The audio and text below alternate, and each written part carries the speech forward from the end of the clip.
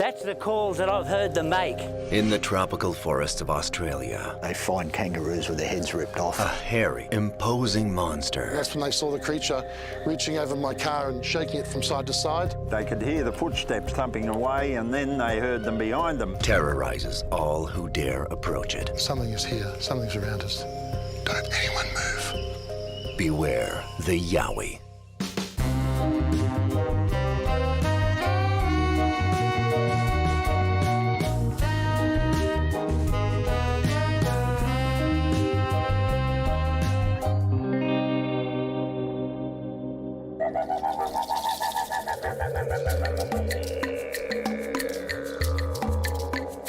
Queensland, Australia. Because of its 300 days of blue sky each year, Australians have nicknamed it the Sunshine State. More than 2 million tourists flock there every year to discover the Gold Coast's beautiful beaches and breathtaking scenery. Its hinterland consists of a string of small villages encircled by some of the richest and densest forests in Australia. But what visiting nature lovers do not know is that the Yowie, a large, hairy, and aggressive biped, also calls these forests home.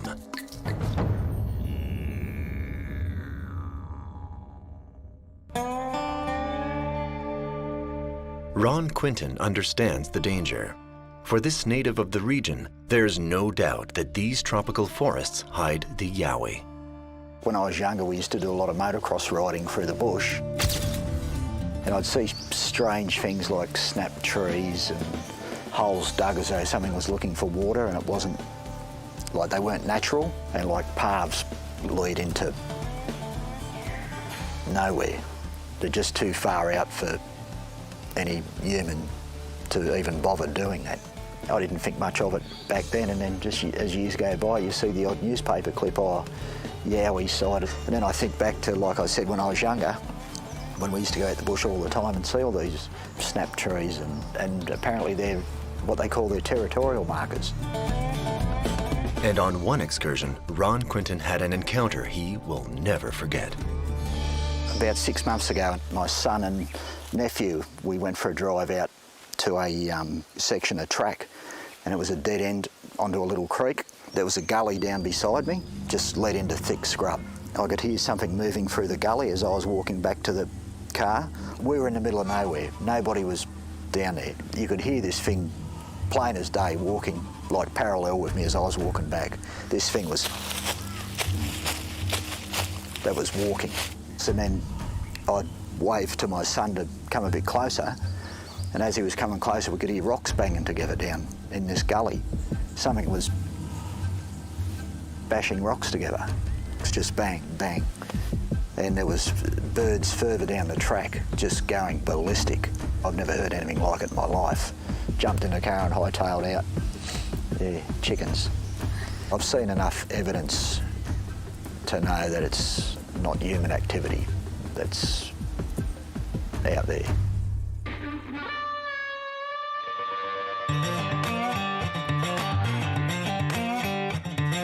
Less than an hour's drive from the Yowie's wilderness lies Brisbane, the dynamic capital of the state of Queensland. My name is Daniel Geschwind. I work for the Queensland Tourism Industry Council. We are in the capital of Queensland, Brisbane. Australia was only settled by immigrants from Europe just over 200 years ago. It had a native population, of course, who is still very much present and very much a part of this country. Since settlement here, the city has evolved very rapidly from a slumbering country town only maybe 30 or 40 years ago to a modern, vibrant city that can now position itself as genuinely a global and world city from such humble beginnings. But in that evolution, we have retained a friendly character. The lifestyle is what the locals enjoy, and that lifestyle is also what attracts visitors, we believe, in our great cultural institutions that we now have in the city, galleries, performing arts centres. This city reaches out to the green and blue, fabulous coastlines within 1 or 2 hours of the city centre here. It has an incredible surf break in many places, very popular weekend destinations, and very popular destinations for our overseas visitors as well. You are here very much still in touch with nature and the environment.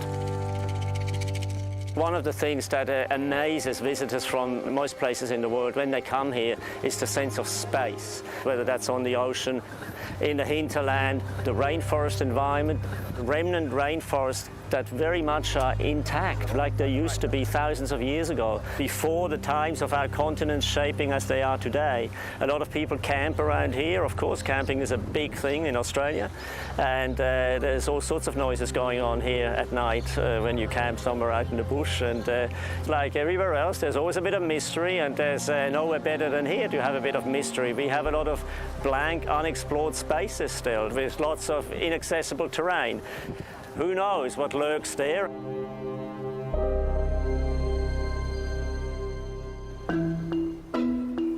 Many Australians also believe that these forests are full of mystery.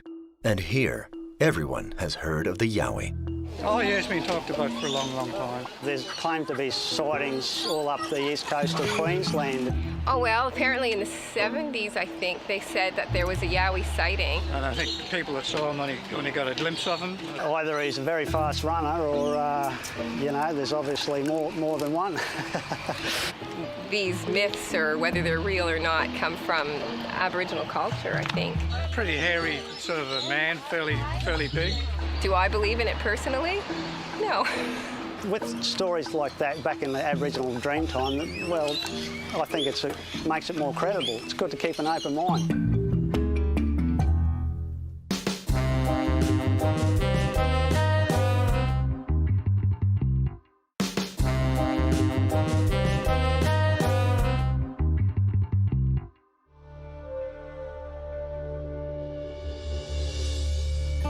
In this region of Queensland, one man spends all his free time in search of the Yowie. My name is Ray Doherty. I am a Yowie / wildlife researcher / photographer. During the real time, I work in the corporate finance industry. And we've been researching Yowies very heavily, almost obsessively, for 5-6 years now. Even though Australia is almost the size of the United States, 45% of our country has never been discovered. It's never been explored, 45%. So that means there's a lot of land left where these things could easily live in seclusion. But what we're finding through witness reports and through the work of other researchers is that these things are coming closer to the city, and more people are finally being brave enough to stick their hand up and say, yes, we've had an experience or we've had an encounter with something that fits that profile.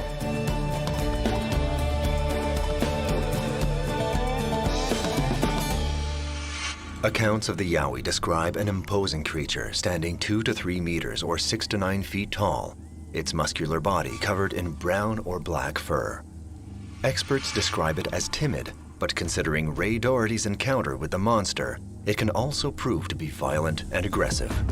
One of my great passions is astrophotography. We were stargazing about 3 o'clock, 2:30 in the morning. The weather moved in, and we couldn't see anything with the clouds, and because my friends tell me I have a bad snoring problem, so they made me sleep in the car.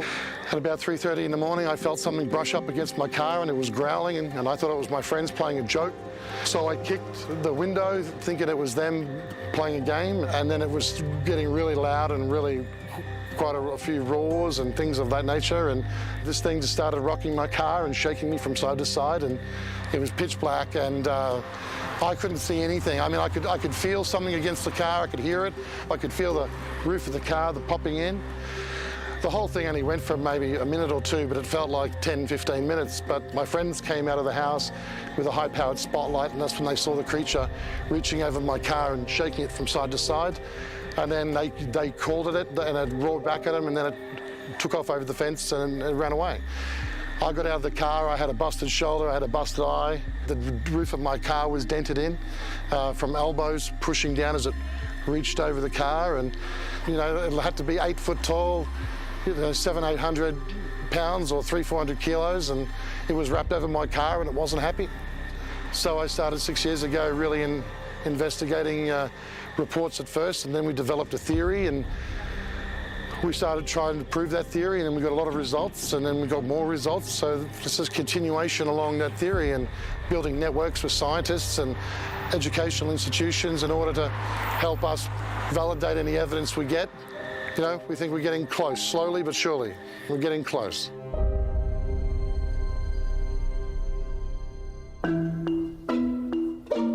As part of his research, Ray Doherty contacted the most famous Australian cryptozoologist, Gary Opit. So I'm approached by a lot of people like Ray Doherty and other researchers that have seen strange things in the forest. And so the Yowie, it looks very much like the general impression of a Yeti or a Bigfoot or a Sasquatch. It looks very much like a large ape-like creature. The sightings are very similar. There's been both males and females, and the females have mammary glands, mammaries. So it tends to show that they're most likely to be a true primate. The females and young very rarely recorded, nearly always encounters with males. They act very similar to encountering gorillas in the Congo. They don't like being seen, so they seem, I would imagine, to live in very small numbers and have very large territories. But of course, we've got no physical evidence of their existence whatsoever, which makes it so interesting. It's a true mystery. Despite the lack of hard evidence definitely proving the Yowie's existence, sightings continue to rise. There's countless, hundreds and hundreds of stories of people of all different walks of life that have seen these things in the flesh. Even if 99% of them are bullshitting, there's 1% that's not.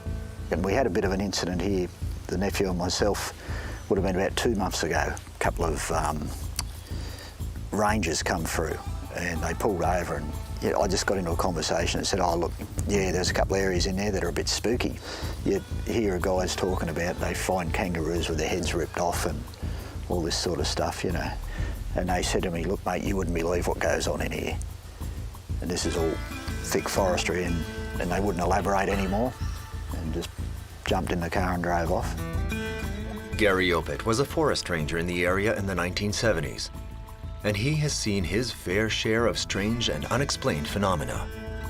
And one night, something began beating upon the ranger's quarters, which is just a small cabin in the rainforest, then went under the house and threw all our tools out onto the lawn. And this was in pitch blackness, and this powerful series of roars came out of the forest, unlike anything I'd ever heard before, like, yee, yee, yee, yee, yee, booming call, and we wondered what on earth could do that. There was no animals that did that. Shortly afterwards, I think it was, that the head ranger came face to face with one. He was cutting through a fallen tree that had fallen across the walking track and came face to face with an animal unlike anything that anyone had ever seen before. He went into virtual shock, and they said it had a shiny black face, had a crested head like a sagittal crest. It was just like a gorilla to him. But he said it wasn't a gorilla. You can see it was a bit different. It was more bipedal. And that's the first time we had an idea of what this animal might look like. Because I was a natural skeptic, like, how could this animal exist without us knowing about it? You know, after 200 years of European settlement, but we've only got reports. That's the situation. The Yowie.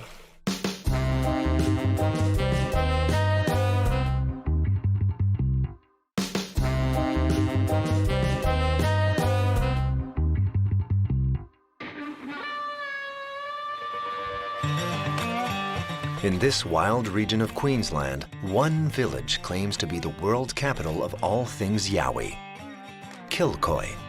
Kilcoy is a beautiful little country town with a lot of character that is going back maybe 100 years. You know, the lifestyle there is still very visible and reminiscent of how it used to be when the early settlers came here.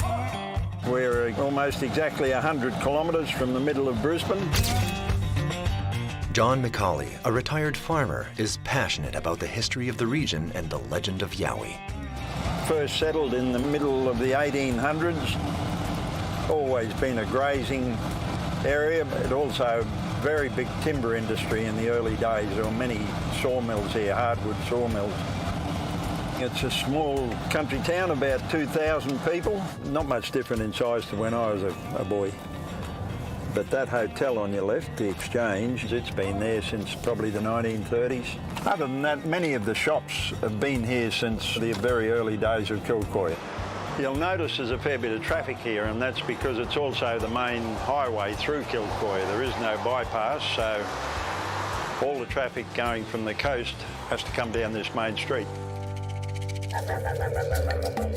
In 1979, 2 young Kilcoy residents claimed to have seen the Yowie while out in the forests. The story caught the attention of all of Australia.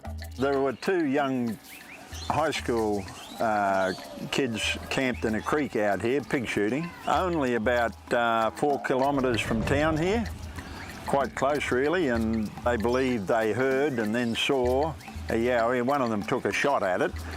He doesn't know whether he hit it, but it took off. And then they claimed that they could hear it. They could hear the footsteps thumping around, thumping away, and then they heard them behind them. They reckon they could hear this Yowie following them. They were scared, of course, and they ended up coming back to town in the middle of the night. And, you know, Yowie hunters from all over Australia descended on Kilcoy. It became big news. Was in all the magazines and papers and TV crews. So that's where the legend started.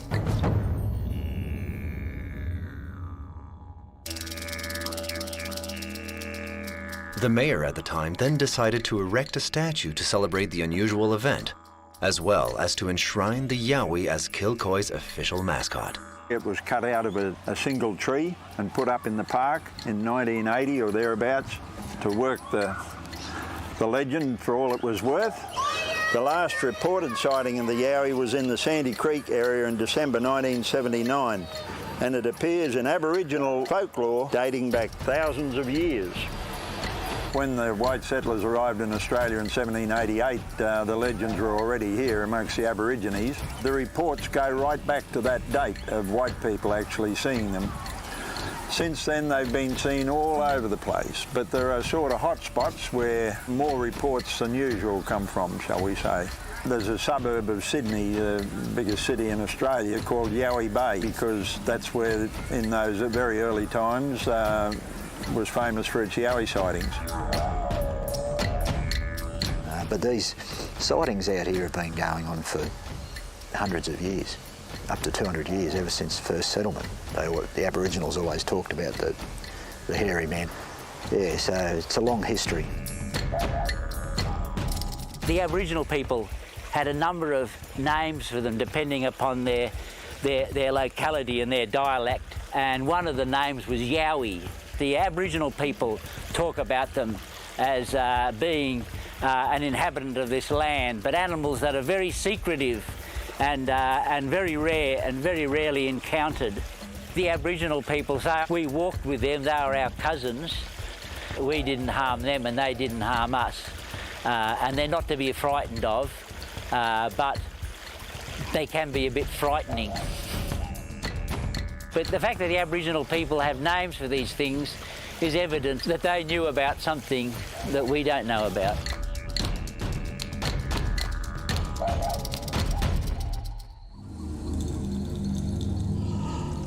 Were the Aboriginals the first to see the Yowie? Teek St. Rode, a lover of Aboriginal culture, considers it necessary to understand their language to trace the origins of the Yowie. They didn't really have that many words. We're trying to word things that were really never worded. They named everything after sounds. So depending on what the sound made or what the colours, depending on what they were, what they called it. It's like, you hear children go, ooh, ah, but that's a very big picture, but it's only ooh, ah. But they've done something wrong, or owie, or something like that. So owie is another one. Owie, I've heard myself, yowie. So it's all toning, so. According to him, the Yowie is more than just a terrifying monster. It's a spirit. Everyone's had a spiritual experience. Everyone's had an experience in the bush where they felt something, but they've never been able to see it or communicate about it. That's so when you get that feeling that you're out of place or doing something that's not kosher or true, you get the hair stand up in your back, and you get that, you know, some people will fall into that space where they can't move their physical bodies. It's because you're breaking law. You've stepped into an energetical area that you were moving too fast into, and it stopped you to say, hey, don't come any closer. It's just the same if I walked into your house and didn't respect you and just come blurting through to your kitchen, open your fridge up and gone, oh, I want to take this, and you're sitting there looking at me walking through your house going, what are you doing here? And who are you? It's the same sort of thing. That's what I know the Yowie to be. It's an ancestral part of ourselves that's sort of been lost in time, what they call it, lost in that space, that gap, that history can't put a time on. Nothing can put a time on.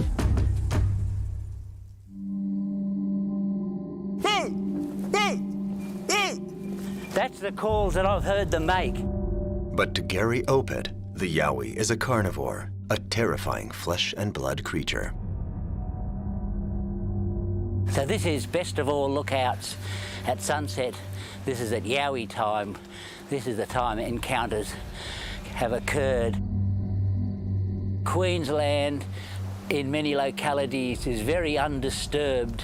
It's subtropical, and so you've got a better higher rainfall, and so you've got more abundant insects, and the animals that prey on the insects, bandicoots, and the small kangaroos called paddymelons that graze on the rainforest leaves, apparently all provide food for these Yowies. They don't live in large numbers. We imagine they're only in small family groups, and we don't even know how many families there may be of them, but enough to survive and continue to increase. But of course, we don't have evidence, physical evidence, that this animal actually exists, purely anecdotal evidence. We go entirely on the stories that people tell us, but the stories are so similar. They're not telling us so that they can become famous or wealthy or anything, because most people don't believe them. It's a bizarre experience coming across some large, hairy, ape-like, yeti-like animal.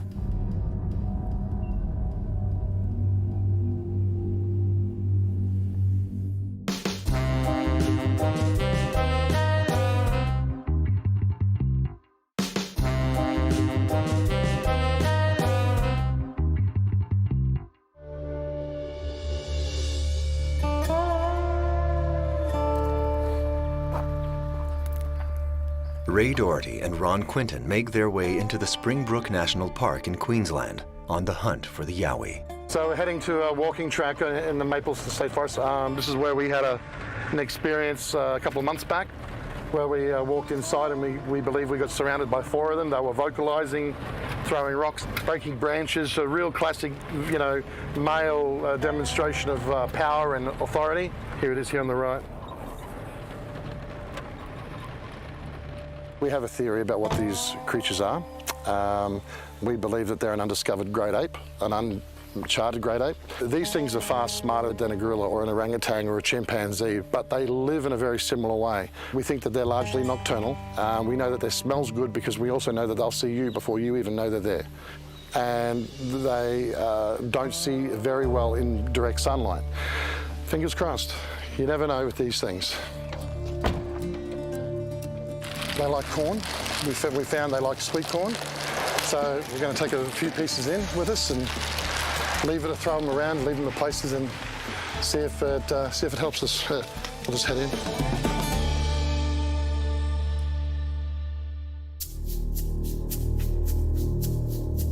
The alleged habitat of the Yowie is both beautiful and potentially lethal. It's home to deadly creatures like the venomous Sydney funnel web spider. Rural Australia is also home to 8 of the 10 most dangerous snake species in the world. This is not a place for the inexperienced. It's grown a lot more since we were here last. It's really densed out. It's probably going to favour them a lot, so we'll see how we get on.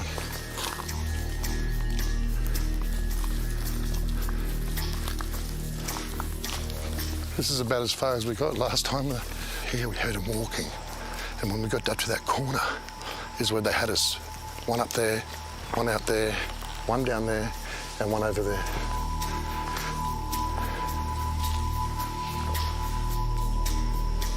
Look at this perfect rainforest canopy, man. It's just, people be walking through here unaware, and they'll just be living here, observing. And if they're anywhere, they're either down there watching us, or they're up here. Hang on, dead up, straight up here in the middle. Yeah, I can see. You can see it? Might be something, might be nothing. But it's just leaves and stuff. We're looking for a lot of convergent behaviour between the African apes and what this thing is, and we have found traits of chimp, we've found traits of orangutan, we've found traits of gorillas in all the activity, and you know, of course, tree climbing is one of all of them. But we look for some of the really dark patches and trees and unusual congregations of leaves and branches, because what we find with them, they will, like the others, they'll construct a nest and where they can see everyone and everything approaching. Here, as you can see, there's millions of places where they can hide. For Ray, the Yowie is a member of an as-yet undiscovered species of monkey, a theory dismissed by many cryptozoologists. Australia, New Zealand, Antarctica, Africa, South America, it was all one continent. This is in the times of the dinosaurs. We've never reached East Asia, so we don't have any Asian animals here. So there's no apes at all, no apes whatsoever. Shh, just quietly, stay on the dirt.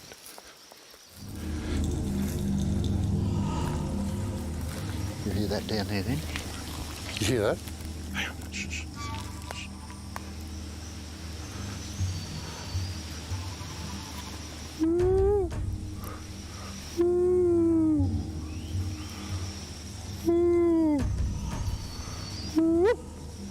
From what primatology tells us, they're non-threatening noises, and they're the noises that we've observed females of them making. We believe that the loud calls that everyone does throughout the world are alarm calls, we think. Grab a piece of corn, and hopefully if they're watching us and they see it, then they might recognise it from when we last left it here. See if anything moves towards it. So far, not luck. So if they're there, they're staying very quiet, or they're not here. So keep pushing on a little bit further, yeah? Whoop.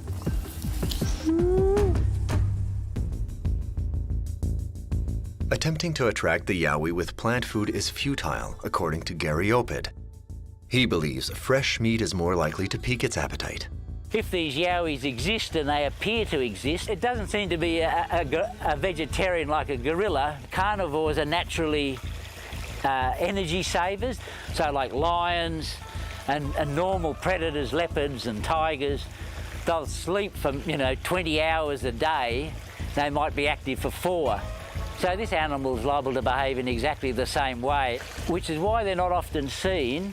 People have found what looks like a small teepee where a bunch of trees have been arched together, and then inside will be all feathers or fur from a plucked cat, as if something was sitting in this natural bush hide, grabbed something and torn it, plucked it, and then presumably taken it off and eaten it.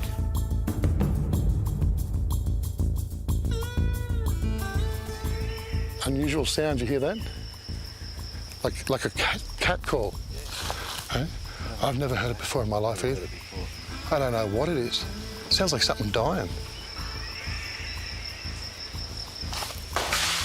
Right, something up there. It's making noises, I can hear it. Like sound like an underarm rock. Don't anyone move.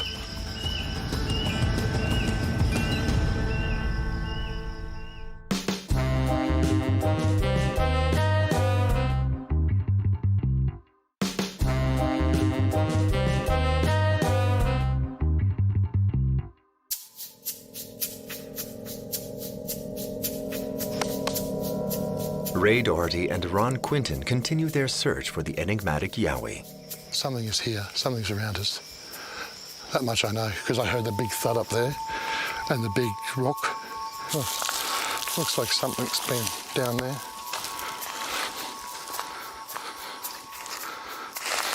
Now look at here. Somebody's snapped it off. It's covered in mud.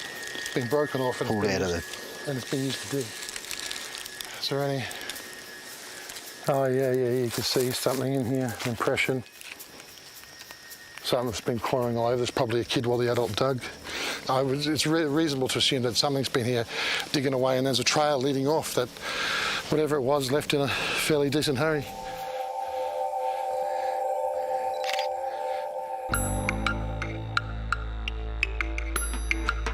But 100 kilometers or 62 miles away at the University of Brisbane, the scientist Ross Balch believes Ray and Dawn may be searching for the monster forever. I'm Ross Balch. I'm the president of the Brisbane Skeptic Society. So I'm actually a biologist. Science and research is really my passion, and I guess it helps me as a skeptic as well, because the scientific method is the core of everything that we do. I've come across things that people can't immediately explain, but I don't think I've ever come across anything that's unexplainable. Sometimes you just have to say, I don't know, but that doesn't necessarily mean that it's something weird. Well, the Yowie is a very interesting character or myth. I know it comes from ancient Aboriginal cultures originally, but sightings of the Yowie actually decreased for a long time, and it wasn't until the 70s where sightings picked up again, and I think really it became another cultural phenomenon. You know, it became one of those stories that Australians like to hear about. I think the more culturally prevalent something is, the more likely people are to attribute that idea to something that they can't explain. If you're primed to want to see a Yowie, and you see something in the bushes that you can't explain, your brain might be much more likely to morph it into something that to you looks like a Yowie than, say, to me as a skeptic would. I think most people just like the idea of being able to find one and being the first, you know, the first to have the evidence that everyone's so desperate to find. I think that's what makes it such a good story in a way, because it's undiscovered still. But unfortunately, without any evidence, it seems unlikely to me that the Yowie's out there.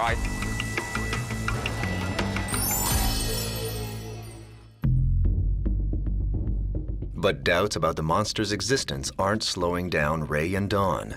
They intend to continue their quest at all costs. See, look here, Ron. Look here.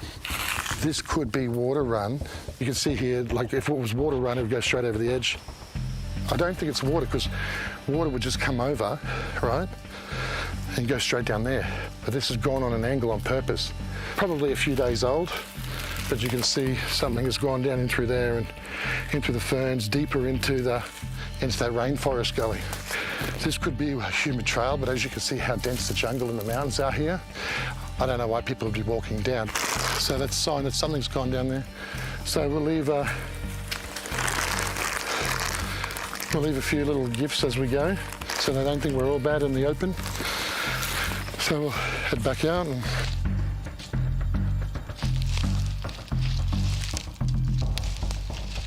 even just where we went's a bit of a walk, isn't it?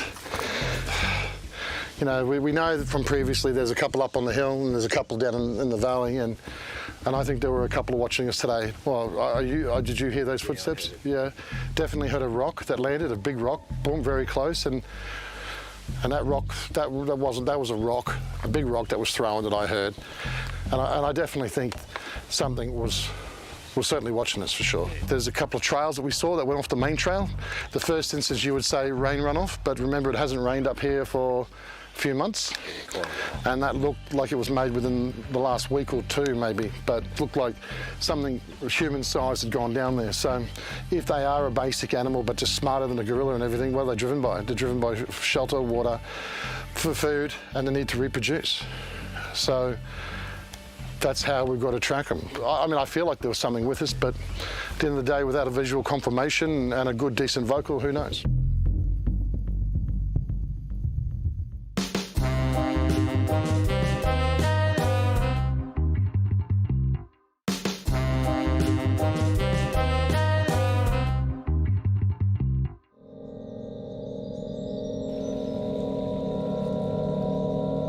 Since the 1970s, Gary Opit has had several meetings with the terrifying Yowie. The most recent took place here, in the forests of Springbrook. So I was walking down this track. It was around about this time of night. It was very quiet and still, and I could hear a very large animal pushing its way through the vegetation around about 40 or 50 metres in. And then there was a loud crack, like that. And then another crack, and then another crack. This continued for 3 or 4 minutes, and I was looking with my binoculars. I just got glimpses of something covered in what looked like brown hair and was standing maybe my height. It was difficult to discern the height. Might have been 1.5 metres, might have been more. And then it went quiet. I then pushed my way into the forest, but it must have moved off very quietly, and I wasn't able to find anything at all. The only animal that we know of that was so large and could sneak away without making a sound, of course, is the Yowie.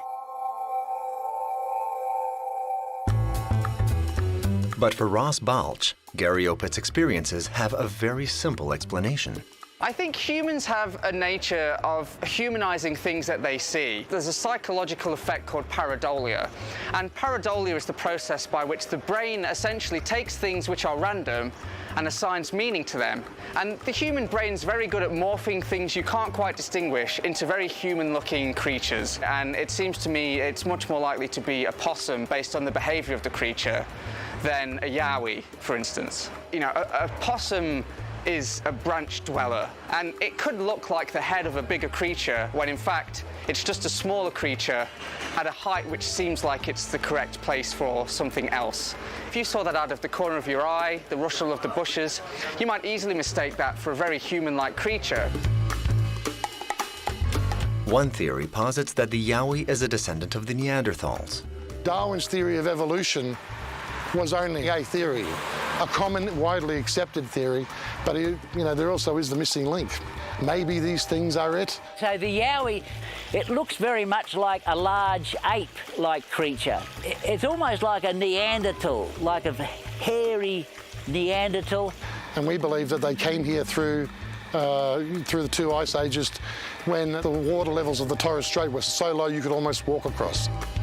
Another hypothesis suggests that the Yowie is a survivor of the era of the Australian megafauna, which dates from 20 to 50,000 years ago. It could be one of our prehistoric marsupials. Australia wasn't covered in snow. Australia was a tropical rainforest that was in drought, and during that time we had a thing called megafauna, which was basically supersized plants, animals.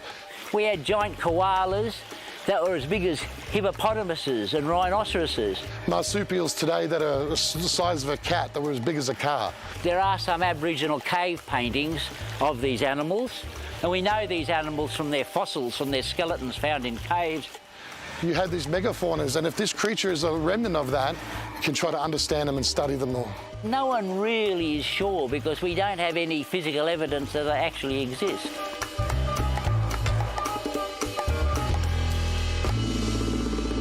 In Australia, we know very well the history of primates in this country. In fact, there's only one that we know of, and that is, of course, humans. By the time humans reached Australia, humans had already evolved into the form that we see today. And of course, the Aboriginal people have been here for a long time. And it seems unlikely, because we don't have any evidence to the contrary, that any other type of hominid species has been to Australia. For another one to have existed here for as long as a Yowie would have had to, again, we would have found fossils, bones, some kind of evidence that the existence of the Yowie was indeed true. They leave almost no impression of themselves, occasional footprints, and they look like very large human footprints, very primate-like. The Yowie itself isn't amazingly far-fetched in terms of the physiology. You know, you only have to look at some of the early humans, the way that they had a lot of hair, but the stance of the Yowie doesn't make as much sense.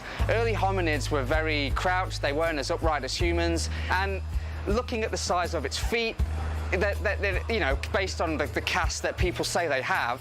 I have with me an actual footprint of the Yowie, and you can see by my hand, quite an amazing animal. You know, that evidence doesn't correlate with the other characteristics which it would have to have, unfortunately. So it doesn't make much sense biologically, that the body plan doesn't really make much sense. And that's another reason why I find it hard to believe that the Yowie is out there somewhere. It's not as if you've only had one report from one person. I get other photographs and reports from other people. I've had drawings that people have done for me of what they've seen, and it's always the same animal. An anecdote is interesting, and it's certainly a basis for more study, but an anecdote isn't evidence. Mostly people get the shock of their life, and it makes a major impact on them because suddenly they've encountered something that they never imagined existed. But a story is just a story until it's confirmed by something that can't be morphed and shaped and changed over successive iterations of remembering something.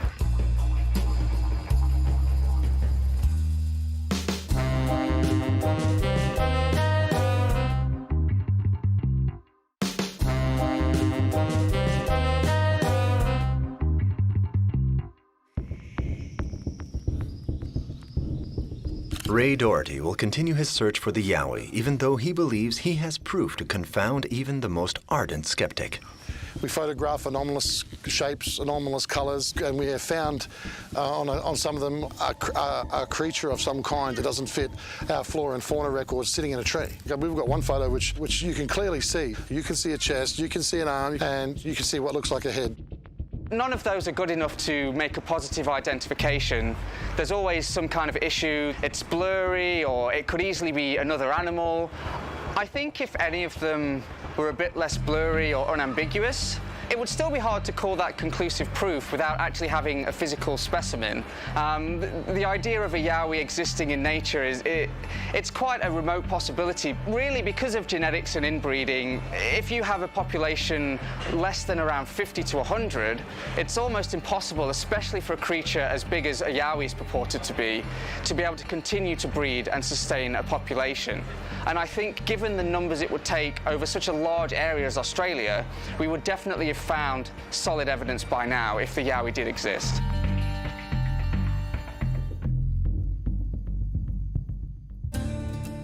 Still, a majority of Australians doubt that a real monster wanders freely in their tropical forests. See the little boy? But the legend amuses people and has become part of the local folklore. It's the local football team of the Yowies, and they play on the Yowie fields over here. That scares the opposition.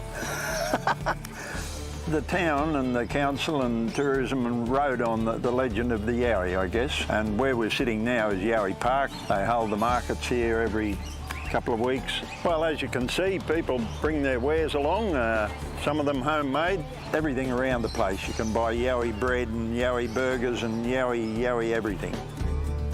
Yowie Coffee was established back in 2005. It's a good spot. I just wanted to get out of the hustle and bustle of Brisbane, you know, and what better place than Kilcoy here in Queensland to do that. Kilcoy is almost the capital of the Yowie country, I believe.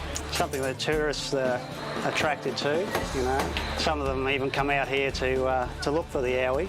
And whether you believe it or not, you know, it's a great story.